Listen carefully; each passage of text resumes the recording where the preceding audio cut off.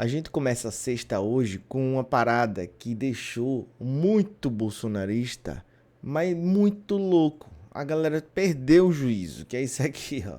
Lula seria reeleito no primeiro turno para quarto mandato se a eleição fosse hoje, diz Atlas Intel. Em curva ascendente, Lula venceria Tarcísio, Michele e todos os adversários da direita no primeiro turno, ou seja, com mais de 51%. A gente precisa lembrar que não tem nem um mês, eu acho, que saiu uma outra pesquisa, acho que foi Genius Quest, enfim, a minha memória está falhando agora, mas que dava Lula vencedor de todo mundo no segundo turno, mas que ele iria para o segundo turno mesmo tendo maioria. E essa pesquisa disse, não, meu amigo, não é isso não, ele vai macetar, e é no primeiro, no principal cenário com Tarcísio Gomes, ou seja, que hoje é apontado como um dos candidatos mais fortes da direita, que vem aí contra o nome de Lula, né, que poderia ser um dos mais fortes. Lula somaria 51,3%, candidato da terceira via 30%. Os adversários somam 11,5%, ou seja, botaria Lulinha para papocar. Essa matéria, ela saiu às 9h11 da manhã. E aí o Flávio Bolsonaro correu para postar isso aqui. 3.000 posts por dia. Existem robôs trabalhando 24 horas para levantar a moral de Lula. Afinal, nas ruas ele toma de 7-1 de Bolsonaro. Obviamente, para construir as suas narrativas. Ele pegou aqui, fez um print da revista Veja, né? Botando alguma coisa aqui às 10h20, coisa aí de uns minutinhos depois que saiu a pesquisa. Lá vai ele dizer que ó, os perfis 3.000 publicações diárias, levantando hashtags e tudo mais, com 379 milhões, era para fazer até o Biden voltar no Bolsonaro, como o apoio popular tal. Enfim, isso aqui é pura narrativa. Lula é uma farsa e quando não pode comprar, recorre aos seus manequins digitais. Ele só esqueceu que essa pesquisa ela é feita na rua. Ela não é feita no Twitter, ela não é feita no Instagram, ela não é feita nas redes sociais. Ela é feita na rua, justamente onde ele diz que Bolsonaro se elege, toma de 7 a, dá de 7-1 para Lula. E aqui, né, essa mesma pesquisa mostrou o Guinho Marginal Mota dizendo que ele tem imagem positiva apenas para 3%. Né? Claro, defendendo bandidos no exterior do país, defendendo a permanência desses cargos de quem está lá fora, simplesmente para poder detonar o Brasil, detonar a soberania e fazer com que o nosso país ele seja um país de gente que baixa a cabeça. E era óbvio esse tipo de resultado que ele teria. Hugo Mota, republicano, já colhe frutos para a conduta corporativista nas prioridades antipovo. Na pesquisa divulgada sexta-feira, o presidente da Câmara dos Deputados aparece como alguém com imagem positiva em apenas 3%. Para 83% dos cidadãos, o parlamentar paraibano tem uma avaliação negativa, ao passo que outros 13% souberam não opinar. Ele está fazendo de tudo para poder detonar o povo, né? Inclusive a hashtag Congresso Inimigo do Povo veio muito da atuação negativa que o Hugo Mota está fazendo. Há uma conversa aí de que ele vai focar os trabalhos para tentar fazer com que o Brasil ele arrecade mais no ano que vem. Né? Ele está tentando fazer aí um bem bolado depois que eles tiraram a MP que taxaria as bets, os bancos e os bilionários.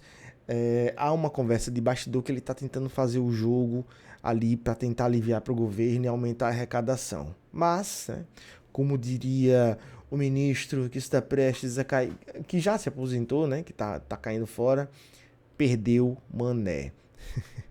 Outra coisa que eu queria chamar a atenção de vocês hoje, olha essa notícia. A ação militar dos Estados Unidos na Venezuela pode incendiar a América do Sul, de Celso Amorim. Se você não está acompanhando isso, Trump está indo para cima da Venezuela, mas ele está indo para cima com força, com bombardeio de barcos na costa, se articulando para colocar invasão terrestre no país. Ou seja, ele está querendo fazer uma guerra mesmo. E isso, o próprio Lula já disse, olha, velho, isso é questão de soberania. E ele sabe, e todo mundo daqui da América Latina sabe, que isso é só um primeiro passo para começar uma onda de caos.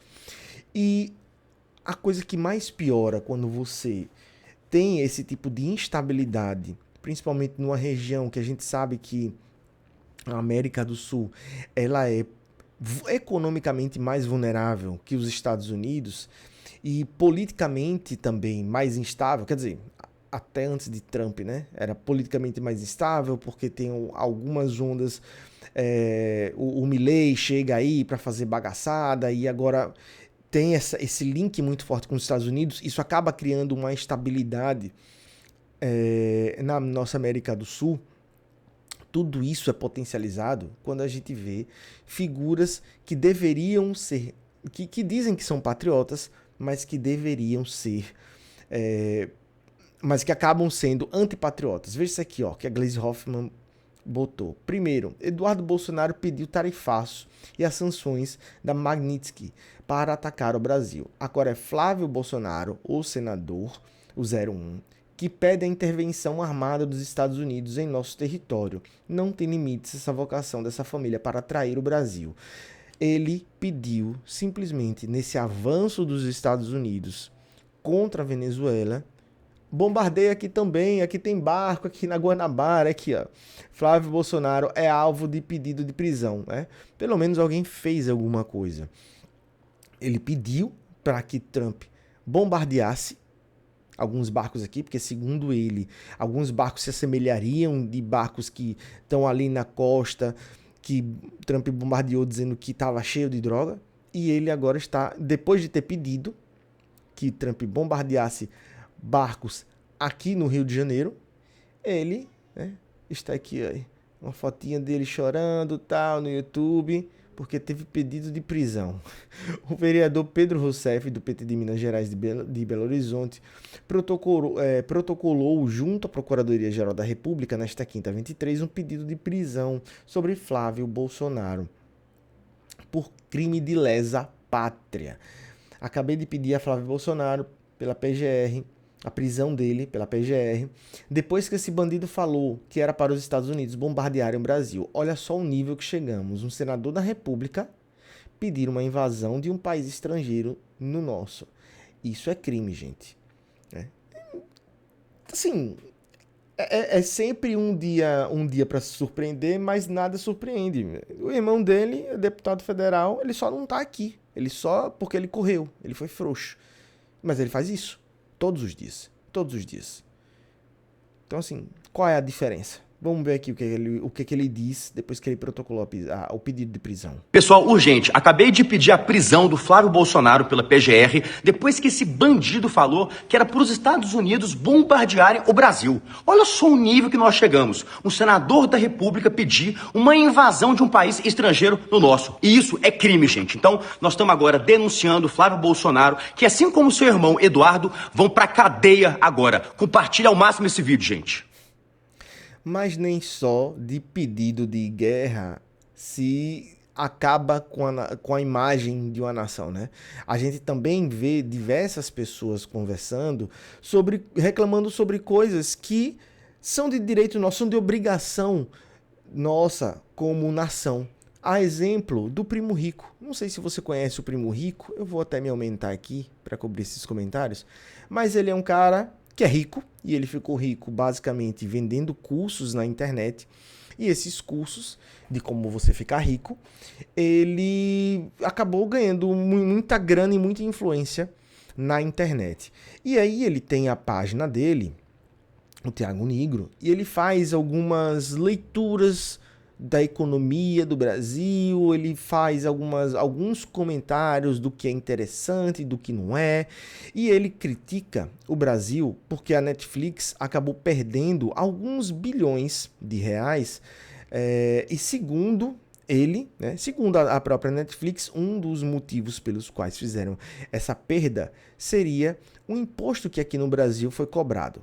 Vamos ver o que ele diz aqui, para eu poder lhe explicar depois exatamente o que foi que aconteceu. Que é contribuição de intervenção no domínio econômico. O CID é um imposto de 10... Não, eu vou voltar aqui. Peraí, porque isso aqui... Peraí, viu? Vou voltar aqui, porque já estava no meio do vídeo.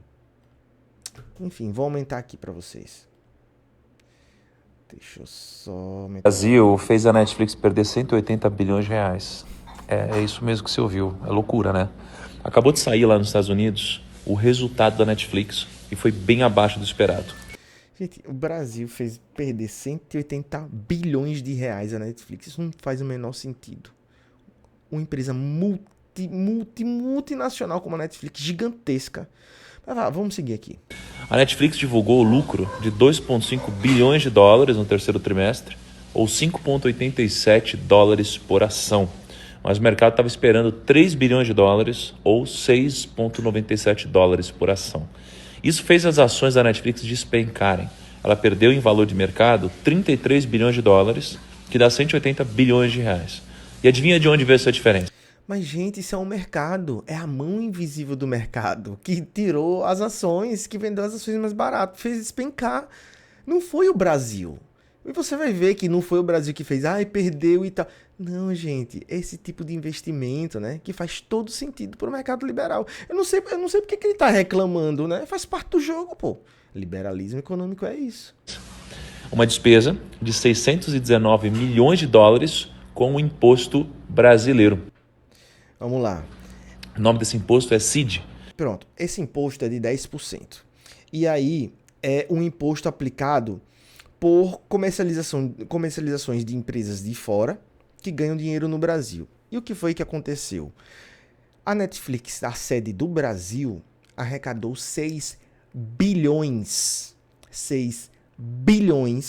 de reais. E enviou esses 6 bilhões de reais para os Estados Unidos. E de onde veio esses 6 bilhões de reais? Foi mágica? Foi magia? Tiraram da cartola? Não, foram de assinaturas de contas brasileiras. Era um dinheiro daqui do Brasil que foi enviado lá para os Estados Unidos. E aí, diante disso, um monte de gente reclamando, coitadinha da Netflix, que arrecadou 6 bilhões de reais, mas teve uma queda gigantesca porque o governo cobrou 600 milhões. Entendeu como é o jogo? O governo cobrou 600 milhões de reais de uma arrecadação de 6 bilhões. 10 vezes mais. E a Netflix vai quebrar simplesmente porque o Brasil disse, você pode mandar dinheiro dos brasileiros para lá, não tem problema nenhum. Mas, se você ganhou dinheiro aqui, você tem que deixar essa sua contribuição, que é o CID que ele citou, que é no valor de 10%. Tá certo, e é um imposto, não é de agora, é um imposto que existe desde os anos 2000, que estava aí, a Netflix tentou colocar na justiça, a justiça, não, tem que pagar. Não foi aqui que você ganhou? Se fosse uma empresa brasileira que ganhasse esse valor lá, iria ser cobrado, e não seria só, acredito que não seria apenas 10%. E pra gente encerrar aqui, gente, olha que doidice, né? Isso aqui é sério, eu fico pensando, o que se passa na cabeça das pessoas quando elas comentam esse tipo de coisa? Porque veja só, aliados de Bolsonaro apostam em Fux para tentar reverter inelegibilidade no STF. O que acontece? Bolsonaro está inelegível porque ele foi acusado em um processo de 2022 por abuso de poder político. Aqui, ó. Em 2023, o Tribunal Superior Eleitoral, o TSE, declarou inelegível por abuso de poder nas eleições de 2022, certo? Esse processo, ele tá com o Fux, porque inicialmente ficou com o Zanin, que se declarou impedido, e o Fux foi sorteado como novo relator em maio de 2024. E o que acontece? O Fux, ele pediu para ir para a segunda turma, da primeira para a segunda turma, que tem 2 cadeiras aliadas lá ao bolsonarismo. E aí seriam 3 votos junto com um dele a 5. Então, haveria possibilidade de reverter essa inexigibilidade para Bolsonaro e ele ficaria elegível. Mas a falta de visão dessa galera que tenta armar isso, ela é tão grande, ela é tão rasa, que, gente, ele depois disso foi condenado à tentativa de golpe de Estado, que pode deixar ele inelegível até 2060. Por mais que Fux consiga reverter esse processo de 2022, que deixou ele inelegível em 2023, ainda tem esse outro de 2025 que deixou ele inelegível. Ele foi condenado. Não tem mais como reverter, gente.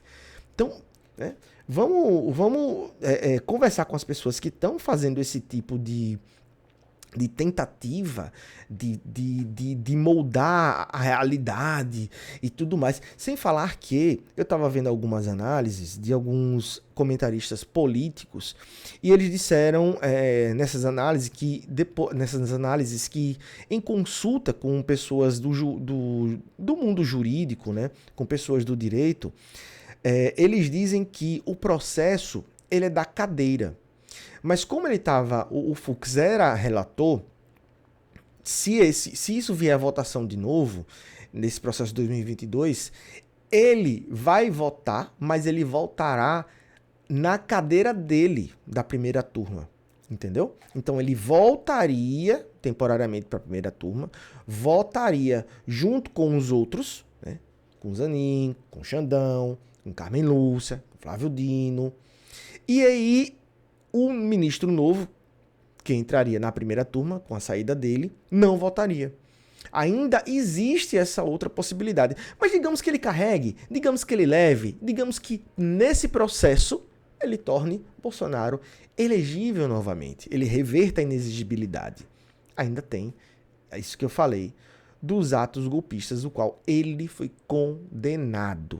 Então, meu amigo, não tem pra onde correr. Vamos parar de loucurinha, certo? E vamos começar a pensar com a cabecinha. Então, já se você conhecer alguém que tem esse tipo de discurso maluco e que não está enxergando um palmo do nariz, compartilhe essa informação.